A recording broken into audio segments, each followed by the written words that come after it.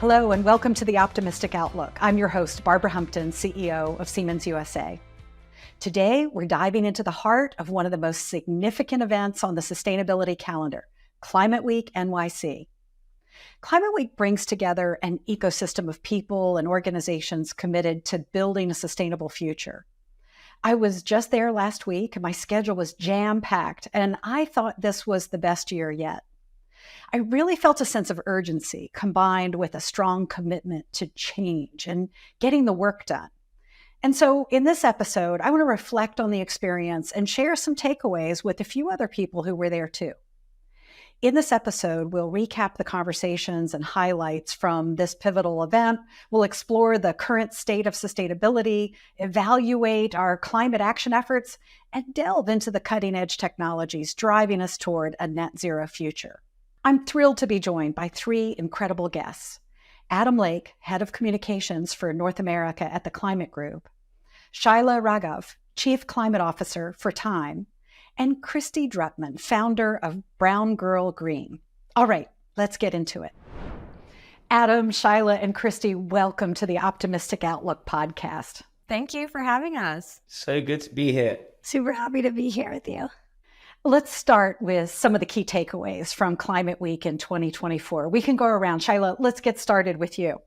Yeah, great. Thank you so much. Well, I've been to more Climate Weeks than I'll care to admit, but I think Climate Week 2024 was really such a powerful testament to the collective action that's needed to address climate change. We know that climate change is a systems level issue and requires a systems level response from the entire economy, from all of society. And I think the biggest takeaway from me really is the growing role of businesses in driving climate solutions.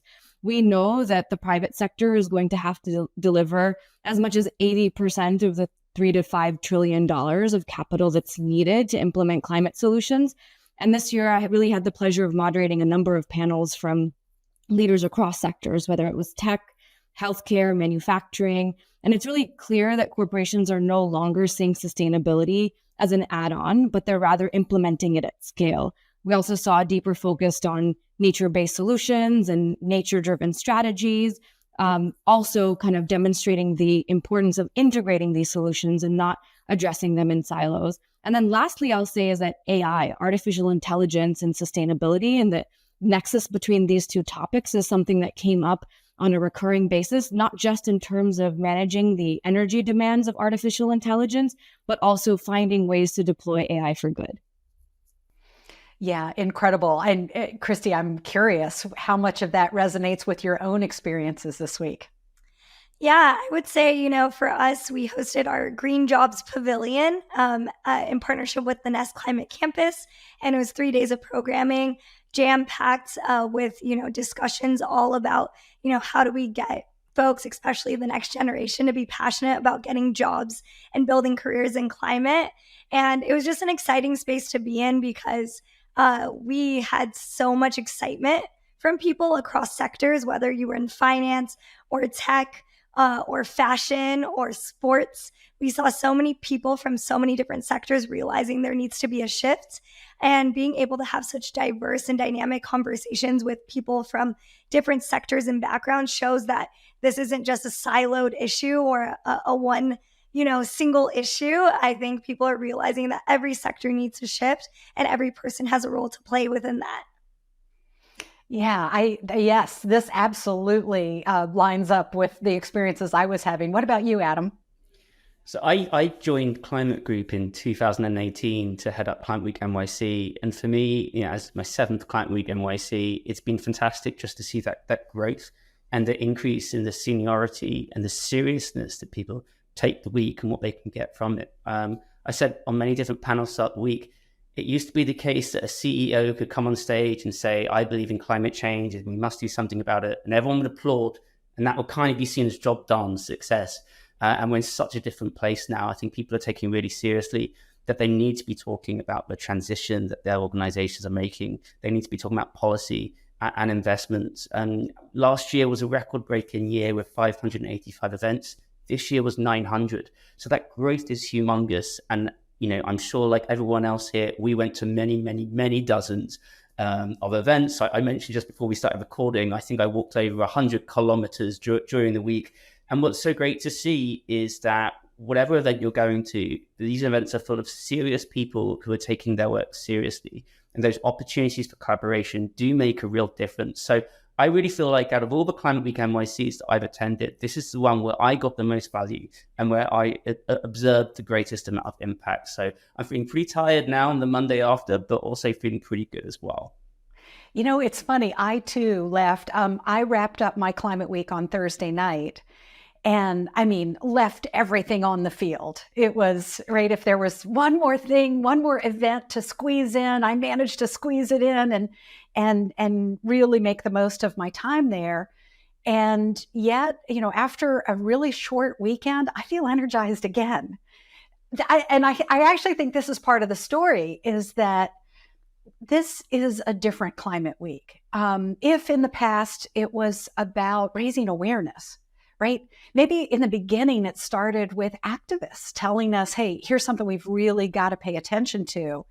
Getting to the point now, you know, where Shyla started of, you know, this is really going to take the integration of business and politicians. It's going to take activists to keep us focused. And then it's going to take a lot of capitalists to start sending their money in the right direction, which is actually a huge theme for us at Siemens. I'll share with you that, yes, we're technologists. We've been busy working on the technology that will be needed in this transformation ahead of us. But the big question is, how can we inform and be part of ecosystems of capital so that the money that gets spent wisely, or that we can help inform? And sure enough, what's one of the groups we found? Breakthrough Energy.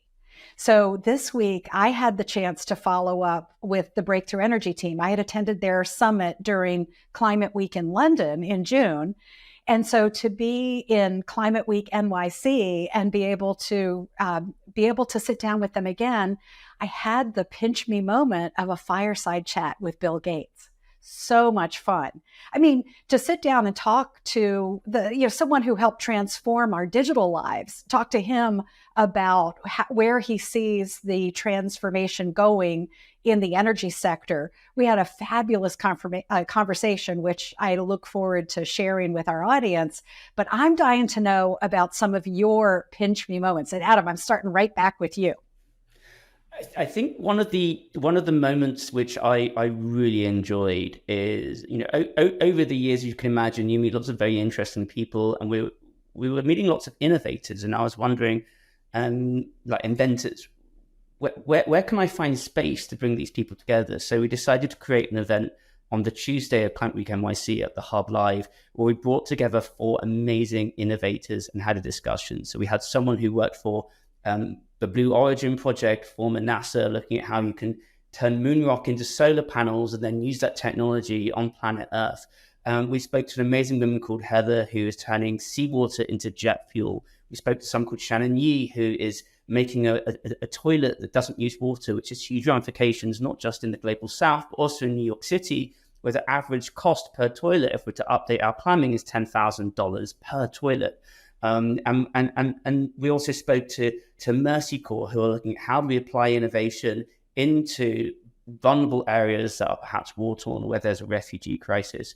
And after that, we had a discussion with Susanna Bianca, who's one of the founders of Salesforce and is really leading in terms of how they invest in impact and look at AI. And you have that moment on stage where you're hearing these amazing people talking about things that are genuinely future-looking. And I asked each of them if they feel positive about the future. And they all said that they did feel positive about the future. And I think it was a great session. I was moderating, so I was enjoying the experience of just sharing the stage with these people. But then after, when you're in the green room, these people come together and they start doing deals or talk about doing a workshop together or talking about how they collaborate. And I think for me, that is the gift of Climate Week NYC. There's a certain amount that you see publicly, but there's the stuff that happens behind closed doors, in those corridors where people collaborate and move together. That's where you see real change. That's where you see real deals being made. And that, for me, is the stuff that I take home. We can't always broadcast every conversation naturally, but it makes me really feel that what we're doing has true value. And so for me, that was a great example of where you don't always need to have a master plan, but if you bring amazing people together, amazing things do happen. So that was one of my favorite highlights of the week. That is so cool. Shyla, did you have any of those starstruck moments? Absolutely. So we hosted a leadership forum on Monday evening and had as our opening speaker Jane Goodall. And for anyone working in this field, Jane Goodall has been an inspiration, has been a trailblazer.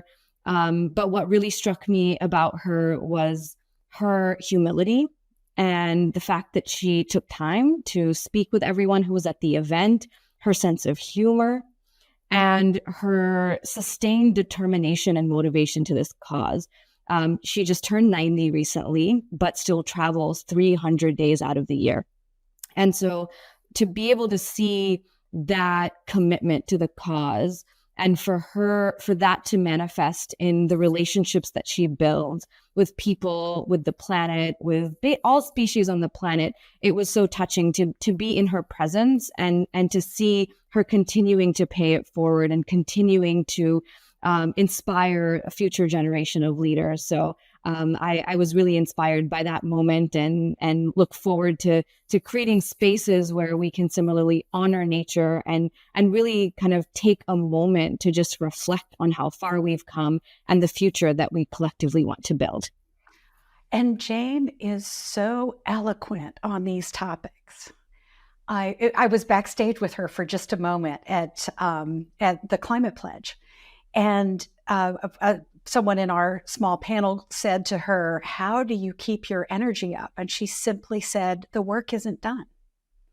It's that spirit, I think, that needs to inform all of us. At Siemens, we know one of the megatrends beyond climate change is aging demographics of people everywhere. And we often point out that the first person who will live to be 120 has already been born. And I sincerely hope it is Jane Goodall.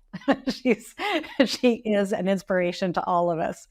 Kristy, I heard it said at the Nest Climate Campus that this was the South by Southwest for climate. And so we started calling it the North by Northeast. How about you? Did you hear any of these?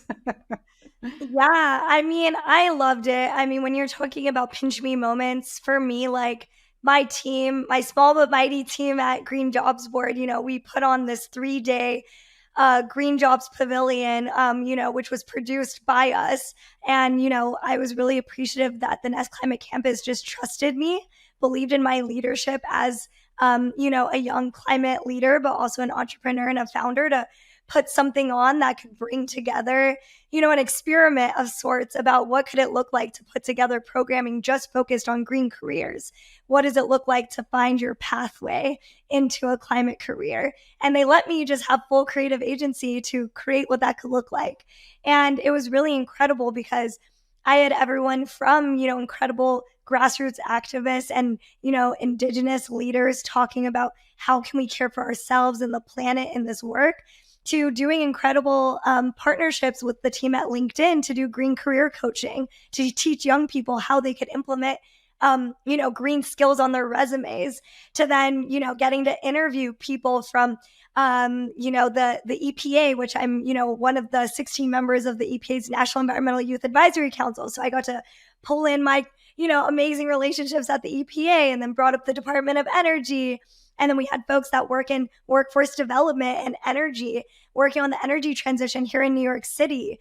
And it was just really incredible because it was so many different people from different sectors, from media to energy, to being an entrepreneur. And I felt really proud that we were able to create such comprehensive programming, including a BIPOC, Black, Indigenous, People of Color Green Career Summit, specifically focused on how can we bring more diverse voices into climate work as well.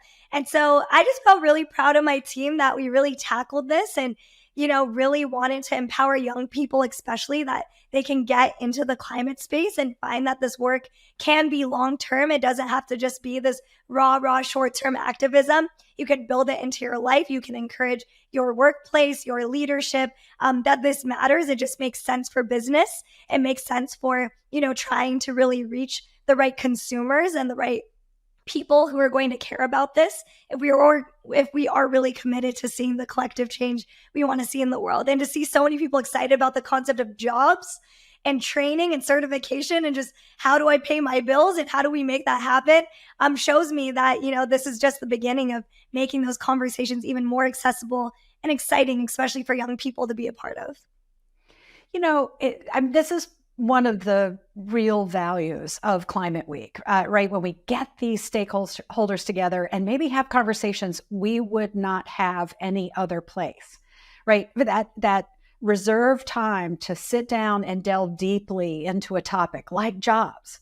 And we'll talk a little bit more about themes, but I'm kind of curious about the best conversations that you've participated in. I mean, Kristy, let me just stick with you for a minute.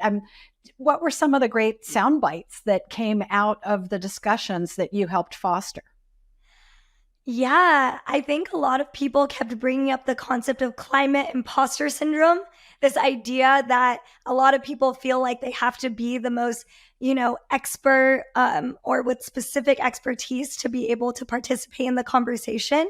And we had a lot of different experts, especially people who come from marginalized backgrounds, reminding people that that's simply not true. Like, we need everyone, no matter what level you're coming into climate, to feel like you're a part of the conversation. And if there is that skills gap, then we need, companies and organizations and institutions to invest in helping to alleviate this climate imposter syndrome. So by providing things like fellowships and internships and programs for people to want to get into the climate space, we can't just make it this thing that is gatekept or only reserved to the very few who get to claim that they're environmentalists. If we really mean that we want every job to be a climate job and that we want every person to be in climate, then what are we really doing to actually put the money, the resources, and the programming behind making that possible? And I thought it was really incredible that across the board, all 3 days, so many people were saying, that we need to lower that barrier to entry, and that, what if we were able to change that conversation so that way more people can feel involved in it by, getting access to better transportation, education, networking, mentorship programs that can inspire them. And that really made me feel inspired to think about what could I be doing to also create those cross sector conversations, those intergenerational conversations, because I think that's what we really need right now. Amen. That's fantastic. Adam, I'm kind of curious because you certainly had a chance to have your ear to the ground, and what kind of sound bites stood out to you? I think one of the things that I saw, and we've been trying to do this for many years, but I think this is the year that we really captured it, is, when you add one set of conversations to another set of conversations, 2 and 2 really can make 5. And 2 specific areas where I really saw that come through this year. One is in climate and health. So there was a lot happening in the climate and health space, but it hasn't necessarily been integrated with the work that we're doing and that others is doing, which is why this year we decided to create health as a vertical at Climate Week NYC. And it was so amazing seeing the conversations that were happening, looking both at the health impacts of the healthcare sector, but also looking at how using health as a framework to talk about climate change, you can depoliticize these discussions, and you can make it a lot easier for businesses and government to support their sustainability drives, because it's using a language that many more people can understand. So that's a key takeaway for me. The other area, which I found really interesting, is looking at Spanish language content. So this is relating to the climate impacts on Spanish-speaking people in the US, but also just looking at the content that we're doing and making sure we're producing that in Spanish. I was really confronted with my own naivety in what a big deal it would be to integrate as another sort of vertical of our work in this space. And through doing a series of events, both at the Hub Live, but supporting events throughout the week, it was amazing just to bring together so much untapped talent that our wider sector hasn't been utilizing. And again, that's something which was great to kick off this year, but it really gave me confidence that if we keep pushing year on year on this, we're just bringing so many more powerful, inspiring voices to the table. So those were the 2 areas where it was really great to get feedback from others, and it gave me the ambition to say, yes, let's do this again next year. I love it. Well, there's a true people development theme coming through here. Shyla, I'm very curious about some of the things you've overheard. Yeah, so I mean, my career has spanned a number of different sectors. Before joining Time, I worked at Conservation International, where my cause was really trying to embed nature into the climate discourse and really elevate nature as a climate solution. And I think we were largely successful over the last decade in really impressing the importance of nature and stopping deforestation and reforesting our planet. And to Adam's point, and would also like to applaud him for his leadership in elevating the health agenda. I think we're now seeing this issue really being taken seriously. And I had the opportunity to have a dialogue with someone at AstraZeneca, with Pam Cheng, who is the EVP and CSO at AstraZeneca. And she made a really clear and bold statement that there's really no future for business. And businesses that don't adapt to a net zero world really may not have a business tomorrow, and that it really does affect their bottom line. And I think it was really important for leaders in the private sector to speak up about this, because I think there still is a false notion that climate action is a net cost, or that it's a sacrifice, or that it's an add-on rather than an aspect that will materially affect the future of a business. And so, that also led to conversations that I had at the World Economic Forum, where similarly businesses were reflecting on the fact that sustainability really needs to be embedded at all levels of an organization, the finance function, marketing, legal, and even at the board level, right? So to really be able to see climate leadership, not just in the sustainability function, but really championed across the entire executive suite. And so I think for me, it really, represents the shift of sustainability now really being an embedded function, and this really being a new wave. And it also speaks to Kristy's incredible work and really trying to build a workforce that is capable of performing these functions in a way that's responsive to the climate crisis, but also the climate opportunity. Yeah, I'll tell you, just in your comments, the three of you just now, you swept across the waterfront of the many, many aspects of this that people are wrestling with, and different groups across the whole ecosystem are tackling various aspects, from nature-based to the economics of this, to what about people and bringing people forward. Just to put this all in context, and just so we can take a moment and not be overwhelmed, because it can feel overwhelming when you realize, there's so much that needs to be done. Adam, I want to come back to you and sort of get that retrospective look. If we turn back the clock and say, hey, Climate Week has been growing over the years from being this closed door Chatham House Rules gathering to an event that really brings together that full ecosystem of people and organizations that are shaping a sustainable future. Give us your view on some ways that Climate Week itself has moved the needle when it comes to climate action, and what are your aspirations for this gathering going forward? I think you can't fake a movement, and I feel that the reason why Climate Week NYC is the largest climate event of its kind in the world, and why there's something very special and unique in terms of the growth, the organic growth of communities, is because we're really open and honest about the fact that when it comes to the opening ceremony, the Hub Live, the Nest Summit, the Clinton Global Initiative, these things, there has to be an element of structure in order for them to be successful and on task. But when it comes to bringing in wider communities, there has to be an element of letting go, and there has to be an element of listening as well. It is not our job, any of our jobs, to be saying this is what the climate community should be talking about.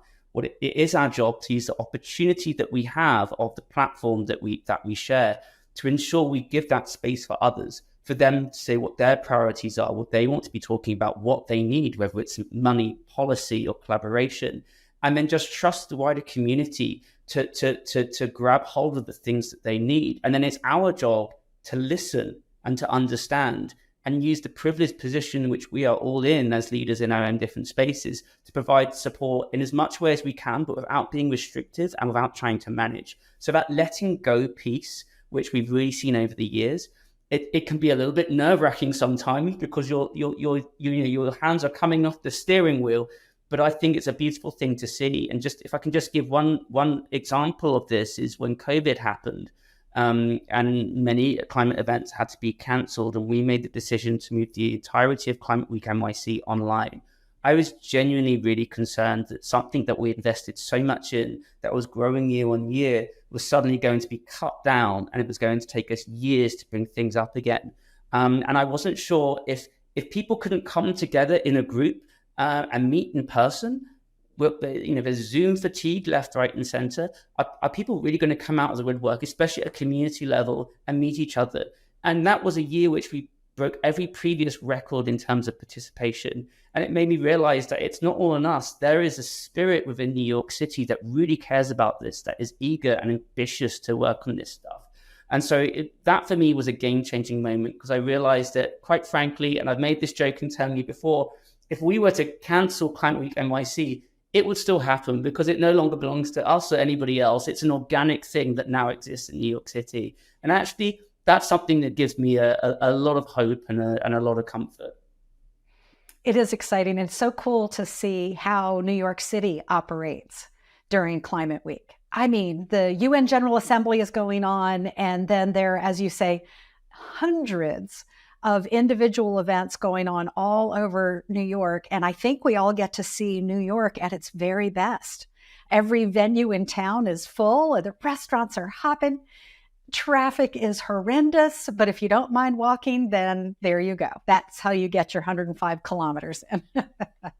Now, Shyla, you became the Chief Sustainability Officer at Time last year, and I thought we could bring our listeners inside your job a little bit. Time is known for its climate coverage. But how are you galvanizing sustainability inside the Time itself, the organization and the company? What advice do you offer to companies who are seeking to build climate action into their own business models? Yeah, thanks for that question, Barbara. And I think being a chief sustainability officer in a media company, there's no blueprint for that kind of role, because typically a CSO is responsible for a supply chain or a vast supply chain or a footprint. And that's, of course, very important because Time does have a footprint. We still produce and publish a magazine that's more than 1 million in circulation. We host events. But if you ask me, I think actually the vast majority of our impact is through our platform. It's through the content, it's through how we shape culture, it's how we shape understanding of issues, and ultimately how we celebrate people and how we celebrate impact. And so I've been splitting my time between both the internal and the importance of our platform, the importance of how we lend our convening power and our brand to not just inform people about what's happening to our planet, but ultimately why it's in their best interest to act and what they can do about it. So that means that we've developed programs that honor individuals. We have the Time 100 climate list. We launched it for the first time last year. We have the Earth Awards that celebrate individuals like Jane Fonda and Antonio Guterres for their lifetimes of impact across the movement. And we've also developed content programs that tell positive and inspiring stories, because our view is that there's too much doomism, there's too much shame and blame and pointing fingers about what's not going right. And shame and fear are not powerful motivators. We think that people act when they're hopeful, when they're optimistic, and when they feel agency, when they feel like they have a role to play.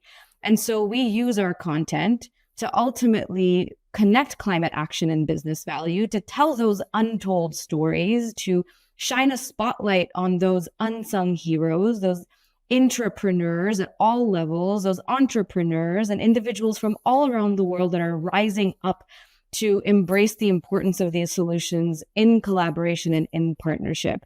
And so that's, I would say, probably the most exciting part about my job.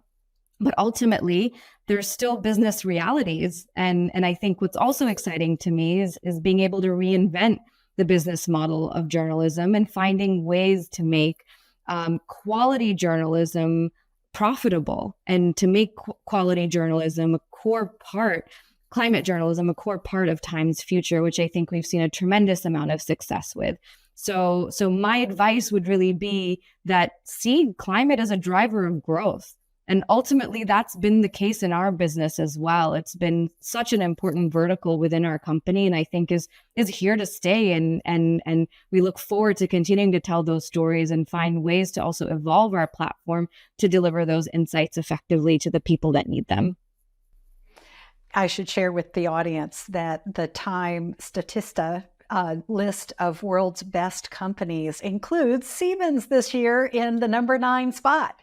Thrilled to be in the top 10. But what's incredible is Time took this look at where are those companies who are delivering great business results, who have high employee engagement and satisfaction, and who are making a mark in sustainability. And that is what's fascinating is we at Siemens have long known that this is good business. In fact, we built our business strategy around those global megatrends that are driving our future, and couldn't agree more that there is huge, compelling business opportunity there. But I totally agree with you, Shyla. We need new and more high quality reporting to help others understand the opportunity, not the gloom, doom, and peril that often feeds those clicks. Speaking of then the transition to jobs and careers, Kristy, you've been one of the top climate voices at LinkedIn. Are there any interesting trends you can share with us in the green job space? Yeah, I would say the biggest trend for green jobs is that there's so many more of them that are springing up. We're seeing so many more industries continuing to realize that they need to shift towards more sustainable practices. And I think there's a huge opportunity for people to get involved that don't necessarily have a college degree with the passage of the Inflation Reduction Act and the Infrastructure Act. That can result in millions of jobs being created for folks who maybe can only afford to go to a community college or a trade school to be able to get into the clean energy sector because there's going to be a lot more, training programs to get into things like, electrician training or manufacturing, being able to work on solar, wind, et cetera. And I think that's a really exciting opportunity that could bring so many more people that are outside of the echo chamber of climate to get involved, because a lot of these jobs are union jobs. They have good pay, they have good benefits. And I think that that's a really exciting prospect, even more so than maybe organizations building out their traditional, sustainability departments and offices within organizations. I think that's also really exciting, of course. But I think for me, I'm always thinking about accessibility and how do we get people that are not in rooms, not attending Climate Week to actually be involved. And for me, I think that's why the green job space is so exciting for me, especially with what I do at Green Jobs Board, is thinking about, how can we build a platform that creates conversations and accessible avenues with information? And we do that by, partnering with organizations and, signal boosting. Hey, this is a really cool initiative. This is a really cool training. These are companies that we believe are green and are doing the work in this space. And so in some ways, not only are we providing people a roadmap to what opportunities are available, but also in some ways holding companies and organizations accountable to saying, are you actually creating roles and good paying jobs? Are you actually making your workplace somewhere that people would want to work at long term to make the impact you want to see long term?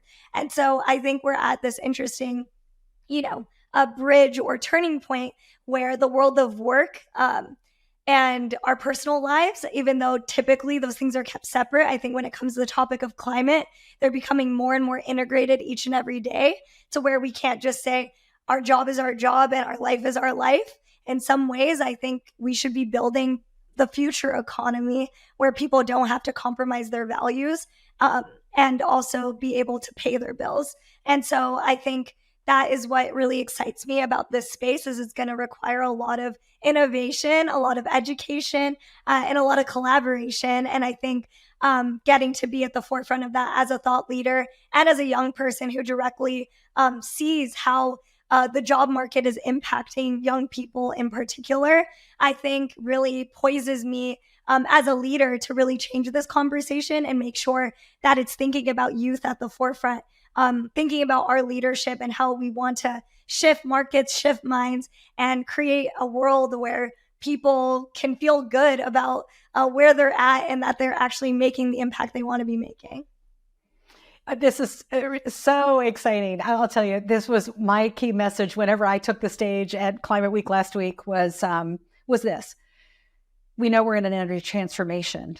We also know that the economy, it doesn't matter where you are in the world, whether here in the US or elsewhere, the economy can only grow as fast as the grid, in essence. Power leads to prosperity. And people who get involved in jobs in this sector are going to have the exhilarating fun of helping to invent the future. Meanwhile, this is the most exciting part of the economy because technology is bringing so much to bear. And in this brief conversation, none of us have yet touched on AI other than to say, hey, this was a topic. But we also know that the fact that technologies like AI are transforming the way we can engineer things, it also gives us a new platform for tackling the challenges ahead. Now, listen, what I want to do is I like to end each podcast by asking our guests optimistic vision for the future. And Adam, I'm going to come to you first. And I'm going to ask you, if we're able to continue making progress on these priorities that we've been discussing at Climate Week, give us a glimpse of what our future looks like. I think my response to that kind of echoes what Kristy was talking about in terms of ensuring that we make it as easy as possible for people from a wide range of backgrounds to get into this work. I think there is no textbook when it comes to fighting climate change. I think if you look at, the 900 plus events last week, and there's conversations, including conversations about AI, of which there are many, that's the textbook. That's the latest. That's where it's happening. I myself, I hadn't studied anything to do with climate. I went to drama school 20 years ago. Everything I know about this space is through collaborating with others and attending events and things like that. And I think when you have a space, when you have a sector that allows people in, you bring in so much talent. And I think the thing that we're seeing at Climate Week NYC, whether you're meeting a top CEO or a governor or a head of state, or a grassroots campaigner, or someone that's just coming into the business, or a journalist that is really passionate about making a change, you realize genuinely that New York City is just, and not New York City, but the world is full of really, really amazing people that want to do good, that want to work together. I can't think of a challenge on this planet since the existence of mankind where so many people from all different backgrounds and politics and everything else are coming together in a way where they want to make a positive difference. So, this isn't just something that we can win. It's something that we should be very embarrassed if we lose, because we have all hands on deck. And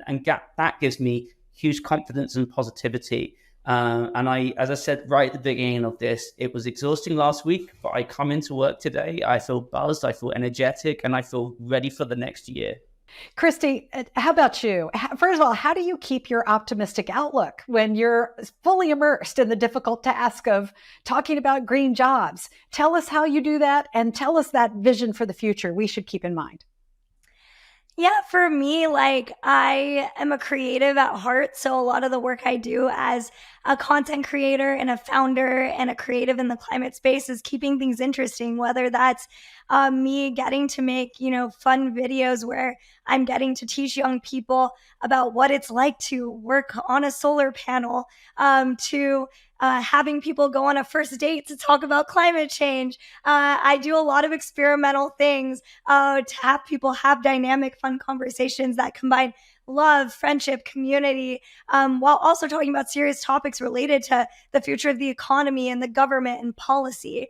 Because I think, like I said before, these things are not separate. And I think it's becoming more and more clear that this is going to continue to infiltrate and integrate in every aspect of our lives. So I think it's important that we approach it with a sense of joy, with a sense of optimism, because it's all we have at this point. I believe in practical optimism. I believe that there is still so much that we can do there's still time left before we reach past the threshold of global warming where there will be a point of no return. I think we are the last generation to do something about this crisis in a meaningful way. And while you could view that as, let me crawl under a hole and not look at anyone anymore and just, cower, it could also be like, wow, this is a time for me to really embody my purpose. This is a time for me to bring out my talents and my magic in the world and to really see people's lives change in such a positive way. And I think if that's not a call from, the skies above to really like step into your power, I don't know what else is. And I think for me, getting to be a conduit and a vessel for getting to show people that you can care about these things and know about these things and still want to fight each and every day to make our communities a better place to live and to breathe and to play in. For me, that's my purpose. And I like to just walk in my purpose with the hope that the joy that I bring to the work can inspire others that they can do the same. Yeah, and you're reminding us of something I love to share with our audience, which is the power of work-life blend as opposed to balance. These are not polar opposites. These are one and the same. Let's get to it. Shyla, I'd love to give you the last word on this. Tell us how that our future can look if we're successful. Yeah. Thank you so much for that question. I think what's really given me so much hope, especially over the last week, is the extent to which we're now starting to have the more difficult conversations. Because I feel like in the climate movement, we've often sat on different sides of a topic. So, for example, oil and gas and a fossil fuel transition, or reducing emissions versus investing in removing carbon from the atmosphere, nature-based solutions versus technology. And it's always seen as a tension. It's seen as an either or. And I've started to see more appetite and interest in actually addressing some of these trade-offs directly and having those tough, uncomfortable conversations. One of them is related to artificial intelligence. We know that we'll need as much as a whole other California worth of energy to satisfy the AI energy boom. At the same time, that may come at odds with renewable energy transition, or that additional capacity will not be able to be met by renewable energy alone. How do we confront the uncomfortable truth that we might need a fossil fuel bridge? Or how do we include fossil fuel corporations in a conversation that doesn't pollute the integrity or the intent of those discussions? And so I've been really pleased to see the openness to have those discussions directly and to discuss them collaboratively together, because ultimately I think what we need to see is this kind of renewed sense of a transition and a shift from an extractive economy to one that's regenerative. And that's going to be fundamentally really difficult because it will change how we live, how we grow, how we work. And ultimately, we have to get to a place where businesses operate in harmony with nature, where cities are powered by clean energy, and where we prioritize the health of our planet and of ourselves in every decision that we make. And so in the future, climate change isn't something just that we fight, but it's something that we overcome. It's something that we build. And it's something that we build through innovation and resilience and through support and collaboration. And it's a future ultimately where we're healthier, where ecosystems are thriving, and where we've created this legacy of sustainability, and not just sustaining, but regenerating for generations to come. And so I'm so hopeful that because we're now really in earnest addressing these issues, not just through commitments, but through action, that we are capable of getting there. Well, I'm thrilled to be pursuing this mission with the three of you. Adam, Kristy, Shyla, thank you so much for spending time with us today. Thank you for having us. Thank you so much. Wow, that was fun. I really enjoyed the opportunity to reflect more on the week and to gather insights from Adam, Shyla, and Kristy. But now I'd love to hear insights from you. You can follow my LinkedIn newsletter, The Optimistic Outlook, and leave comments there. Or please rate the podcast and leave a review on your favorite platform. I look forward to hearing from you. Please follow us on social media and on your favorite podcasting platform. Thank you for tuning in.